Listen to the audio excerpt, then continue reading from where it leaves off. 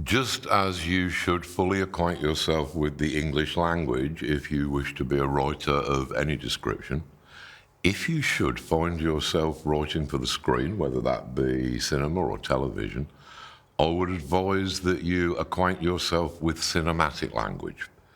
The way that you do this is to study the great directors, people like Orson Welles, people like Jean Cocteau, people like Alfred Hitchcock, and dozens of others who can probably all teach you something. And look at the way that they do things. Look at the way that they set up scenes. Look at the way that they get their dramatic effects. You will find that if you start looking at films in this way, yes, you'll perhaps find yourself a little bit distanced, just as you do with looking at books as a writer.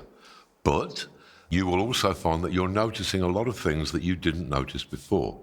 And importantly, however well you think you are viewing a film, it wouldn't hurt to absorb a few intelligent books of film criticism. I remember that when I was starting to work for comics, I was thinking that if I'm going to be working in any kind of visual narrative medium, it would probably be wise to have a look at a few books about the great filmmakers. I remember reading Francois Truffaut's book about Alfred Hitchcock, and that was a revelation. He was explaining shot by shot how Hitchcock had achieved his effects in films like Psycho. I remember the scene in that where one of the detectives is thinking that there might be something unusual on the upper floor of the Bates Motel. And the first shot is the detective looking up the stairway.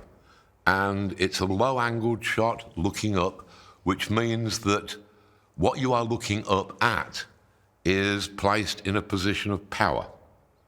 It's just because if you're looking up at somebody, they are in a position of power psychologically over you. So in that instance, it was to increase the audience's sense of tension because the detective's obviously thinking about going up the stairs, but in the darkness at the top of the stairs, we don't know what's there, but we feel it's in a position of power because that is the way that the image is set up. When the detective starts to climb the stairs, it suddenly switches to an overhead shot. Now, the effect of the overhead shot is that you are in the position of power, but you are helpless to intervene. So you are placed in a back seat to the action where whatever happens, you are trapped looking at it from this position.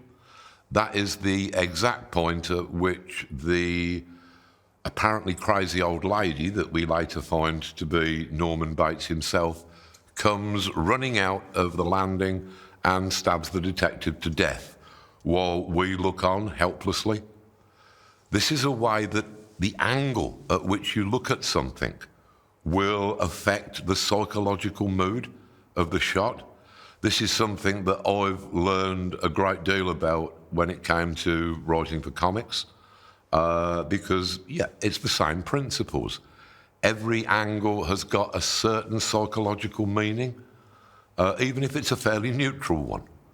So, yes, read great books about film criticism to acquaint yourself with the language of cinema. Before you even start your first screenplay, I would advise. One thing that will greatly aid any screenplay that you're writing, will aid any film, is continuous, resonant dialogue. No throwaway lines that you haven't bothered with. Keep the dialogue sparkling all the way through, and then in those parts of the film where there isn't much narrative action, where the viewer can see what is happening without dialogue, in those other parts of the film, you will keep the reader's attention. Almost like every conversation gets structured in the same way as a joke is structured almost. That you will have it building up to a punchline. Now, that can be a dramatic punchline, or it can be an amusing punchline. Often it can be both at once. You can get an awful lot of plot information into an amusing dialogue, which is, when you have to do exponential dialogue, it's important not to make it sound like exponential dialogue.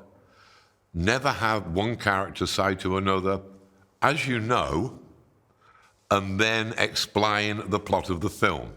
Now, that is exponential dialogue at its worst. That's where you're just putting in a big caption almost into the mouths of one of the characters.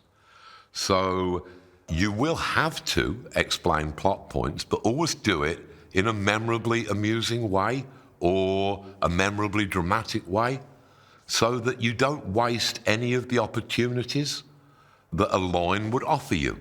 A lot of these lines are going to get cut, so make sure they're all good. Moving on, perhaps, to television. That is something that I have less experience of, although I did write a projected 5-season television series, which will probably almost certainly never be made, but it did give me some kind of idea as to how you should lay these things out. And foremost amongst these things was that in this projected 5-season television series that I was laying out, I knew what the last shot in the last episode of the last season was going to be. In fact, I'd known that since before I'd started the 5 short films and the feature film that the television series would have been a continuation of. I knew the ending before I started, and I can't underline how important this is. I do see an awful lot of programs. I've bought a couple of boxed sets where I've given up on them because it's become apparent at one point during the narrative that the writers are they'd put a pitch in that gave a rough outline of the story, but largely they're making it up as they go along. They haven't decided upon an ending. They'll see what the audience response is like. And so you get shapeless narrative drift, which is a terrible experience for both the writer and for the viewer, to have spent Lord knows how many hours of your life pursuing a sequence of boxed sets, and to find at the end that the narrative wasn't really going anywhere, that there wasn't any meaningful conclusion to it, that the story just kind of stopped. No, if you want to write for any medium, then certainly know your ending first. That is important for every medium, but especially in something as long form as television, it is vitally important.